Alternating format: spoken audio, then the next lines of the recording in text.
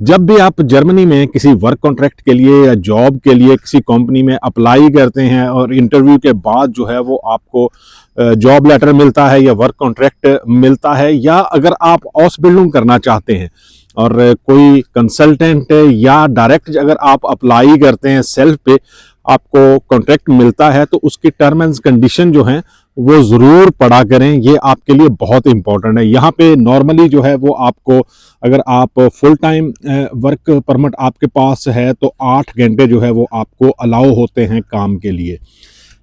8 घंटे से ज़्यादा जो है वो अगर आप जॉब करते हैं या जॉब पे होते हैं तो ये ओवर टाइम जो है वो कंसीडर होता है। आप 10 घंटे तक जो है वो काम कर सकते हैं, लेकिन 10 घंटे से ज़्यादा जो है वो आप काम नहीं कर सकते। लेकिन ये 10 घंटे जो है या 8 घंटे जो है वो ये जो ब्रेक्स होती हैं आपकी, उसके अलावा होने चाहिए। नेट आवर्स जो हैं वो 8 आवर्स होने चाहिए।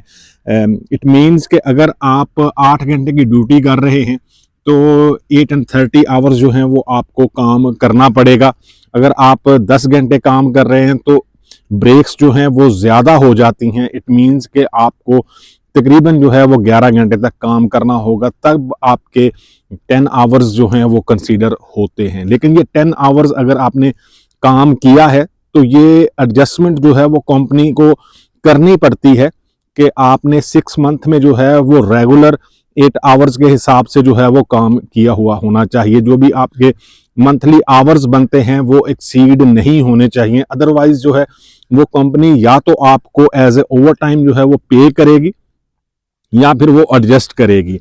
यहाँ पे ओवर टाइम ये नहीं है कि जो एम्प्लॉयर है उस पर फ़र्ज़ है कि जी वो फर्फलिस्टेड है कि वो पे करेगा पैसों की सूरत में। यहाँ पे ओवर टाइम जो है वो 2 सूरतों में जो है वो पे किया जाता है कि या तो आपने जितने आवर्स जो हैं वो ज़्यादा काम किया है उस हिसाब से आपको उतने आवर्स जो हैं वो लीव दे दी जाए, आप छुट्टी कर लें, या फिर जो है वो इस तरह एडजस्ट कर देता है आपकी ड्यूटी टाइमिंग को कि अगर आपने एक वीक में एक दफ़ा जो है वो 10 आवर्स काम किया है तो एक दिन जो है वो नेक्स्ट वीक में आप 6 आवर्स की ड्यूटी करेंगे और उसके बाद जो है वो आपको छुट्टी हो जाएगी। और इस तरह जो है जो वीकली 40 आवर्स होते हैं उसको एडजस्ट कर दिया जाता है।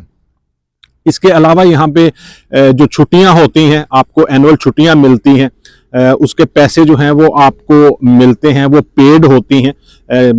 एक तो आपको सैलरी जो है वो मिलती है। इसके अलावा कंपनीज जो हैं वो इंसेंटिव के तौर पे बहुत सारे एम्प्लॉयर को या बहुत सारी कंपनियां जो हैं वो अपने जो एम्प्लॉई होते हैं उनको इस तरह जो है वो पैसे भी छुट्टियों के देती हैं ताकि वो अपनी छुट्टियां जो है वो इंजॉय कर सकें, ज़्यादा पैसे उनके पास हों। और ये पैसे जो हैं वो सारे इकट्ठे नहीं मिलते। जिस मंथ में आपकी छुट्टियां होती हैं उस मंथ की सैलरी में ये पैसे जो है वो होते हैं। अमूमन जो है वो कंपनीज काउंट करती हैं 10 यूरो जो है वो पर डे के हिसाब से। इससे ज़्यादा भी हो सकता है, कम भी हो सकता है। ये एक्चुअली डिपेंड करता है कि आपकी सैलरी जो है वो कितनी। अगर सैलरी ज़्यादा है तो ज़्यादा पैसे जो हैं वो काउंट हो सकते हैं। इसके अलावा जो सिक लीव होती है, अगर आप बीमार हैं, आप डॉक्टर के पास जाते हैं तो वो आपको सिक लीव जो है वो लिख के देता है। अमूमन यहाँ पे मिनिमम जो है वो 3 डेज की सिक लीव जो है वो आप ले सकते हैं। और डॉक्टर जो है वो, अब तो ये इलेक्ट्रॉनिक हो गया है कि डॉक्टर जो है वो खुद से डायरेक्ट ऑनलाइन डिजिटल तरीके से कंपनी को सेंड कर देता है। लेकिन बहुत सारी जगह पे अभी ये सिस्टम जो है इफेक्टिव नहीं हुआ। बहुत सारी कंपनीज में तो ये जो सिक लीव होती है ये आपको खुद से जो है वो कंपनी में जमा करवानी होती है। और इसका भी एक सिस्टम है कि एक दिन, जिस दिन आप बीमार हुए हैं उस दिन या उससे अगले दिन, मैक्सिमम 2 दिन के अंदर जो है वो आपको ये सिक लीव जमा करवानी होती है कंपनी में। अदरवाइज जो है वो आपके लिए प्रॉब्लम हो सकती है, क्योंकि जिस जगह पे आप काम कर रहे हैं डेफिनेटली उस जगह पे कोई और बंदा जो है वो एडजस्ट करना है। और आप ज़्यादा लंबे अरसे तक बीमार हैं लेकिन आपने बताया ही नहीं कंपनी को कि कितने दिनों की जो है वो सिक लीव आपके पास है, तो फिर जो है वो आपके लिए प्रॉब्लम हो सकती है। डेफिनेटली कंपनी के लिए भी प्रॉब्लम होती है बंदा अरेंज करना। अगर आप ज़्यादा लंबे अरसे तक बीमार हैं तो 6 वीक्स की जो है वो आपको सैलरी कंप्लीट मिलती है। लेकिन 6 वीक से अगर ज़्यादा जो है वो आप बीमार हैं, आपका कोई ऑपरेशन है या और कोई आपको बीमारी है, तो बाद में 6 वीक के बाद आपको सैलरी जो है वो आपकी जो इंश्योरेंस है उससे मिलती है, और ये 70% जो है वो आपकी जो सैलरी होती है उसका होता है, ये कंप्लीट सैलरी नहीं होती।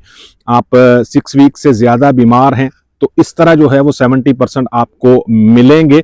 अगर 6 वीक से जो है वो पहले आप दोबारा जो है वो जॉब पे चले जाते हैं तो फिर आपको पूरी जो है वो सैलरी मिलती है। और ये अगर आप साल में 1 या 2 दफ़ा इस तरह करते हैं तो इससे जो है वो कोई प्रॉब्लम नहीं होती। आप इस तरह जो है वो यहाँ पे जर्मनी में कर सकते हैं, लेकिन ड्यूटी आवर्स जो हैं वो आपके 8 आवर्स होते हैं। बहुत सारे लोग जो हैं वो ये सोचते हैं कि शायद हम ट्रक की ऑसबिल्डिंग या ट्रक ड्राइवर बन के ज़्यादा आवर्स जो हैं वो लगा सकते हैं और इस तरह जो है वो ज़्यादा पैसे कमा लेंगे। एक्चुअली में यहाँ पे ज़्यादा अगर आपने अर्निंग करनी है तो उसका वे जो है वो मिनी जॉब है। अगर आप किसी भी हाउस बिल्डिंग के साथ या अपने मेन जॉब के साथ अगर आप ज़्यादा पैसे कमाना चाहते हैं तो लोग अमूमन जो है वो मिनी जॉब करते हैं, ताकि उसमें टैक्स जो है वो कट नहीं होता और जो भी आपने काम करना है उसके पैसे ऐसे ही जो है वो आपको मिलते हैं, आपके अकाउंट में जो है वो आते हैं।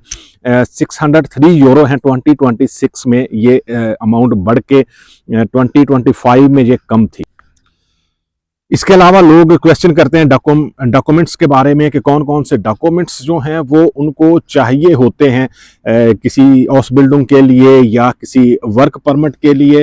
अमूमन जो है वो मैंने जैसा आपको पहले बताया कि हाउस बिल्डिंग के लिए जो है वो लैंग्वेज सर्टिफिकेट जो हैं वो इम्पॉर्टेंट हैं, आपके पास लैंग्वेज सर्टिफिकेट होने चाहिए। इसके साथ अगर आपके पास डिप्लोमा है तो ये आपके लिए बहुत ज़्यादा हेल्पफुल हो सकता है, लेकिन इसका मतलब ये हरगिज़ नहीं है कि अगर डिप्लोमा आपके पास नहीं है तो आप बिल्कुल जो है वो हाउस बिल्डिंग नहीं कर सकते। ये एक एक्स्ट्रा आपके पास बेनिफिट है कि जिस फील्ड में जो है वो आप हाउस बिल्डिंग करना चाहते हैं उसकी ऑलरेडी आपने एजुकेशन ली हुई है, ट्रेनिंग ली हुई है, ये आपके लिए हेल्पफुल हो सकता है। फिर अगर मैं ये बात करता हूँ कि ये डिप्लोमे को रिकग्नाइज करवा लें तो ये उस सूरत में बेटर होता है कि जी आपने अगर जो है वो यहाँ पे डायरेक्ट जॉब में आना है तब आपके लिए ये बेटर होता है कि आपका डिप्लोमा जो है वो यहाँ पे रिकग्नाइज हो, अनअकैडमिक जो है वो आप करवा चुके हों, आपको पता हो कि किस जर्मन लेवल पे जो है वो ये डिप्लोमा आपका है। अदरवाइज जो है वो अगर आपके पास डिप्लोमा नहीं है, आप फ्रेश हैं, तो तब भी जो है वो आप हाउस बिल्डिंग कर सकते हैं। ये ज़रूरी नहीं है कि डिप्लोमा जो है वो हो। दूसरे जो डॉक्यूमेंट्स हैं पासपोर्ट या सीवी और मोटिवेशन लेटर जो है इस पे बहुत डिपेंड करता है आपको वर्क मिले या हाउस बिल्डिंग मिले। इस पे ज़रूर जो है वो आपको काम करना चाहिए और ज़रूर जो है वो स्ट्रगल करनी चाहिए। कभी मुझे किसी ने कहा था कि जी, जब मैं यंग था तो मुझे किसी ने कहा था जी कि अगर मैं आप आज किसी हार्ड काम से जो है वो भाग जाऊंगा तो सारी ज़िंदगी जो है वो मैं किसी भी जहाँ पे भी मुश्किल होगी वहाँ से भागता रहूँगा। तो यही नसीहत या यही बात जो है मैं आप लोगों से करना चाहूँगा कि अगर आप लोग आज स्ट्रगल कर रहे हैं और ये सोच रहे हैं कि यार ये बड़ा मुश्किल काम है, तो यकीनन जब आप आहिस्ता आहिस्ता प्रैक्टिकल लाइफ में जाएंगे तो जब भी मुश्किल होगी आप उससे जो है वो भाग जाओगे। ये टाइम है स्ट्रगल का, कोई भी सोने का चमचा लेके जो है वो पैदा नहीं होता। हर बंदे को अपनी हिस्से की स्ट्रगल जो है वो करनी पड़ती है। मैं अगर यहाँ पे हूँ तो मैं ये नहीं है कि ऐसे ही जो है वो यहाँ पे पहुँच गया हूँ, मैंने अपने हिस्से की स्ट्रगल की है और मैं कर रहा हूँ। ये सारी चीज़ें जो हैं वो ज़रूरी होती हैं लाइफ में। वर्किंग आवर्स के मतलब मैंने आपको बता दिया। वेजेस जो हैं वो यहाँ पे बड़ी हैं। यहाँ पे जर्मनी में आपको बहुत सारी वीडियोस में मैं बता चुका हूँ कि 2026 में जो पर आवर वेज है वो 13.90 यूरो जो है वो है। और जब भी आप किसी वर्क परमिट के लिए अप्लाई करेंगे किसी कंपनी में तो जो भी जॉब हो तकरीबन 14 यूरो से जो है वो मिनिमम स्टार्ट होगी। लेकिन यहाँ पे जो परमानेंट वर्कर्स होते हैं उनके लिए जो है वो फिक्स सैलरी होती है कि जी इतनी सैलरी जो है वो आपको मिलेगी। और ये सैलरी जो है वो अगर आपको नहीं पता कि ये सैलरी ज़्यादा है या कम है तो आप इसको गूगल कर सकते हैं, वहाँ से आपको आइडिया हो जाएगा कि कौन कौन सी सैलरीज जो हैं वो किस किस सूबे में जो है वो कितनी चल रही हैं। यहाँ पे जो सूबे हैं वहाँ पे भी डिफरेंट सैलरीज हैं। अगर आप एक ही काम करने के लिए किसी दूसरे सूबे में जाएंगे तो मे बी वहाँ पे सैलरी जो है वो ज़्यादा हो या मे बी कम भी हो सकती है। नॉर्मली जो बायरन है या म्यूनिख की साइड है वहाँ पे जो है वो सैलरीज ज़्यादा होती हैं, लेकिन वहाँ पे लिविंग एक्सपेंस जो हैं वो ज़्यादा होते हैं। वहाँ पे जो घरों के रेंट हैं या दूसरी चीज़ें हैं वो आपको महंगी मिलती हैं। वही जॉब जो है अगर आप नॉर्थ राइन वेस्टफालन में करेंगे तो हो सकता है कि 100-200 यूरो जो है वो कम हो, लेकिन इसके साथ यहाँ पे जो रेंट है, अपनी अकोमोडेशन लेनी है, जो खाने पीने का खर्चा है, वो तकरीबन जो है वो उससे थोड़ा कम होता है। तो ये थोड़ी डिटेल थी, मैंने सोचा आप लोगों के साथ जो है वो शेयर की जाए ताकि आप लोगों को आइडिया हो। अगर आपका प्लान जो है वो यहाँ पे जर्मनी में आने का है तो इस तरह की बातें या इस तरह की चीज़ें जो हैं वो आपके नॉलेज में होनी चाहिए। टर्म एंड कंडीशंस जो हैं वो कॉन्ट्रैक्ट में ज़रूर पढ़ें, ये बहुत ज़रूरी है। समटाइम जो है वो लोग पढ़ते नहीं हैं और फिर जो है वो इसके बारे में क्वेश्चन करते हैं, लेकिन जो भी कॉन्ट्रैक्ट होता है जर्मनी का वो यहाँ पे अथॉरिटीज़ हैं वहाँ से अप्रूव्ड होता है। अगर आपको कॉन्ट्रैक्ट मिला है तो उसके साथ आर्बाइट फॉर आगनटूर जो है वो उसका पेपर होगा या ZAV से जो है वो उसकी प्री अप्रूवल होगी, और ZAV से अगर प्री अप्रूवल है तो उसके ऊपर आर्टिकल नंबर हर चीज़ जो है वो लिखी हुई होती है कि किस कैटेगरी में जो है वो आप यहाँ पे आ रहे हैं। और ये हेल्पफुल इसलिए भी होता है कि जब आप एम्बेसी में अपॉइंटमेंट लेना चाहते हैं तो आपको पता होता है कि किस वीज़ा कैटेगरी में जो है वो आपने अप्लाई करना है। मिलेंगे किसी दूसरी वीडियो में, दुआओं में ज़रूर याद रखें। अल्लाह हाफिज़।